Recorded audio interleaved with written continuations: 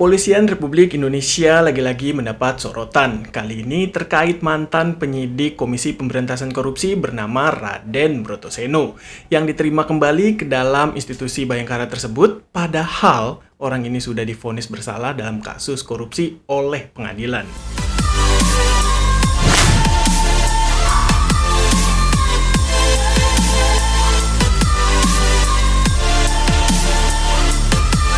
Salam Indonesia. Kembali lagi sama gue Mirza Herrera dalam channel Tetes, sebuah celoteh tentang Indonesia. Kali ini gue mau ngebahas tentang koruptor yang diterima kembali di kepolisian dan kenapa orang ini bisa kembali mengabdi untuk negara. Nonton videonya sampai habis. Namun, tar dulu deh. Sebelum gue bahas topik ini, bagi kalian yang belum subscribe channel ini, langsung aja klik tombol subscribe di bawah ini dan nyalahin loncengnya agar tidak ketinggalan konten-konten informatif lainnya. Selamat menyaksikan. Meski diputus bersalah oleh pengadilan, status Brotoseno masih aktif sebagai anggota kepolisian. Hal ini berdasarkan putusan sidang etik yang menyatakan Brotoseno tidak diberhentikan secara tidak hormat, padahal terbukti bersalah. Dilansir tirto.id, pemecatan seorang anggota Polri yang terlibat tindak pidana berdasarkan sidang kode etik, ada penilaian tertentu untuk bisa dilakukan pemberhentian dengan tidak hormat. Jadi alasannya itu ya. Selain itu, Propam Polri mengatakan bahwa Brotoseno berperilaku baik saat menjalani pemidanaan dan Brotoseno dinilai berprestasi selama berdinas di kepolisian. Yang terakhir adalah pertimbangan dari atasan Brotoseno bahwa dia layak dipertahankan oleh Polri. Lalu siapa Raden Brotoseno ini? Brotoseno merupakan polisi yang beberapa kali disorot karena membuat kontroversi. Brotoseno adalah alumni Akpol tahun 1998 dan mantan penyidik KPK. Jadi selama di KPK, nama Brotoseno sempat memicu kontroversi lantaran dekat dengan kader Partai Demokrat saat itu, Angelina Sondak, yang saat itu sebagai pesakitan di KPK juga dalam kasus mega korupsi Hambalang. Selain soal cerita cintanya dengan orang yang terjerat kasus hukum, Brotoseno juga pernah duduk di kursi pesakitan. Ia terjerat kasus hingga masuk bui karena terbukti menerima uang korupsi sebesar 1,9 miliar demi pengurusan penundaan pemanggilan mantan Menteri BUMN Dahlan Iskan sekitar tahun 2015 sampai 2017. Kasus Brotoseno bukan diproses oleh KPK maupun Mabes Polri, melainkan lewat tim khusus Saber Pungli.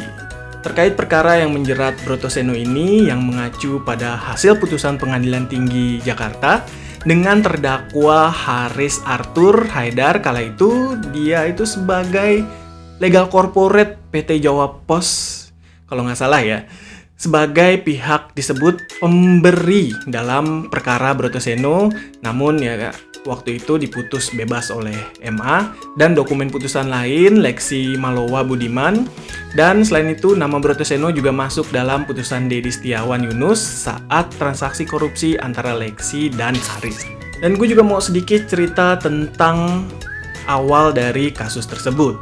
Kasus ini berawal ketika keluarga Dahlan Iskan dan Suhendro Boroma selaku dirut PT Jawa Pos saat itu membahas pemanggilan Direktorat Tipikor Bareskrim Polri yang tengah mendalami kasus cetak sawah Ketapang, Kalimantan Barat. Pernah denger dong? Suhendro lalu bertemu dengan dua orang bernama Haris dan Lexi yang tadi gue sebut untuk menyetujui permintaan keluarga agar adanya penundaan panggilan. Lexi lalu bertemu dengan Brotoseno yang diperkenalkan oleh Dedi Setiawan. Lexi lantas mengirim uang 1 miliar rupiah kepada Dedi untuk diserahkan pada Brotoseno. Brotoseno pun mengarahkan agar beberapa kali pemanggilan Dahlan Iskan ditunda. Dalam persidangan pada 14 Juni 2017, Hakim Ketua Baslin memutus Brotoseno terbukti bersalah dengan melakukan tindakan korupsi secara berlanjut.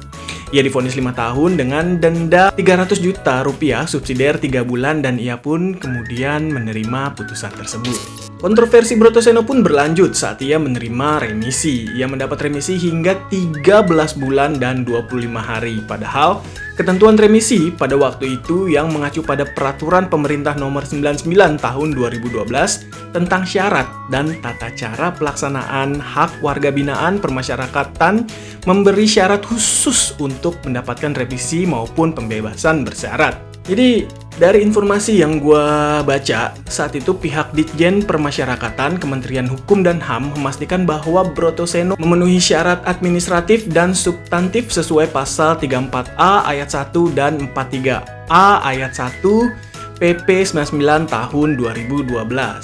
Pihak Kejaksaan Negeri Jakarta Selatan pun mengakui bahwa mereka menerbitkan surat status Brotoseno sebagai pelaku bekerja sama sebagai syarat penetapan pasal 34 ayat 1 PP 99 tahun 2012. Brotoseno pun dinilai mengungkap peran terdakwa lain serta konsisten dalam perkara penundaan pemanggilan Dahlan Iskan sehingga layak mendapatkan hak sebagai warga binaan.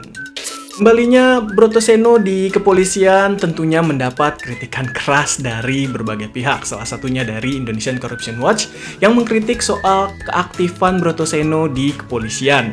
Peneliti ICW Kurnia Ramadana menilai bahwa keaktifan kembali Brotoseno penuh kejanggalan. Mereka lantas menyoal komitmen Kapolri Jenderal Polisi Listio Sigit Prabowo dalam pemberantasan korupsi. Selain itu, Kurnia mengungkapkan melalui penelusuran pemberitaan per 17 November 2021, ICW menemukan pernyataan dari Kadif Propam yang menegaskan komitmennya untuk menindak polisi bermasalah. Kurnia mengatakan, faktanya, ungkapan-ungkapan itu hanya ilusi semata dan sekedar janji manis pemberantasan korupsi yang tidak terbukti. Kurnia juga menilai argumentasi Polri ya untuk menerima kembali Brotoseno mengada-ngada. Ia pun mengutip isi pernyataan Kadif Propam Polri bahwa isi putusan etik Brotoseno secara terang bahwa ex-penyidik KPK itu menerima suap dari tersangka dugaan tindak pidana korupsi sebagai Kepala Unit 5 Subdit 3 Dit Tipikor Bareskrim Pol Mabes Polri. Namun sidang etik tidak memutus pecat Brotoseno karena penyuap divonis bebas. Padahal pasal 12 ayat 1 huruf A PP nomor 1 tahun 2003 tentang pemberhentian anggota Kepolisian Republik Indonesia menegaskan bahwa anggota Polri diberhentikan secara tidak hormat jika dipidana berdasarkan putusan berkekuatan hukum tetap dan pertimbangan pejabat yang berwenang untuk bisa dapat dipertahankan di dinas kepolisian. Selain ICW, kritik juga datang dari Ketua Indonesia Police Watch atau IPW, Sugeng Teguh Santoso. Ia bahkan menilai status Brotoseno yang masih berstatus sebagai personil Polri memicu presiden buruk bagi institusi tersebut. Ia pun khawatir anggota Polri lain akan meminta perlakuan yang sama seperti Brotoseno jika melakukan hal serupa. Sugeng mengatakan anggota Polri yang dikenakan proses hukum berhak menuntut perlakuan yang sama dengan Brotoseno apabila pelanggarannya adalah pidana umum. Di sisi lain, kasus Brotoseno akan mempertanyakan komitmen Polri dalam isu kasus korupsi sebagai extraordinary crime. Apalagi Polri berupaya membangun zona integritas bebas korupsi. Dan upaya Polri membangun zona integritas anti korupsi rusak karena kasus Brotoseno ini. Sugeng juga mengingatkan Kapolri agar menjelaskan kepada publik mengapa Brotoseno tidak diberhentikan secara tidak hormat sesuai aturan yang berlaku. Kapolri juga harus memberikan penjelasan dan pertimbangan Brotoseno tetap bisa bekerja di Mabes Polri. Kritik keras lainnya juga datang dari pemerhati kepolisian dari Institute for Security and Strategic Studies, Bambang Rukminto. Rukminto menilai ada kekacauan logika petinggi Polri dalam penegakan hukum tindak pidana korupsi. Bambang juga menilai Polri seharusnya sudah tidak bermain retorika dalam kasus mantan anggotanya. Kasus Brotoseno membuktikan bahwa seolah Polri kekurangan personil sehingga menerima personil bermasalah dan seharusnya Polri menegakkan etik bukan berbuat sebaliknya. Bambang juga mengaku tidak paham alasan prestasi sehingga Brotoseno layak dipertahankan. Ia justru khawatir prestasi Brotoseno ini adalah mampu menjaga korupsi di internal kepolisian. Menurut Bambang, kejadian Brotoseno membuktikan lemahnya penegakan aturan internal Polri. Kelemahan tersebut akhirnya memicu tidak adanya efek jerah dan penegakan hukum dalam kasus serupa. Ia pun berharap kasus Brotoseno ini menjadi titik awal perbaikan Polri di masa depan, dan Polri harus menjadikan momentum ini bersih-bersih di internal, bukan malah membuat retorika, pembenaran, kekeliruan yang terjadi. Ya, meskipun banyak kritikan, tapi bagaimanapun juga setiap orang berhak mendapatkan kesempatan kedua. Mungkin dengan melakukan kesalahan di masa lalu, menjadikan motivasi untuk bisa berbuat baik di masa depan. Gua Mirza Harera pamit. Merdeka!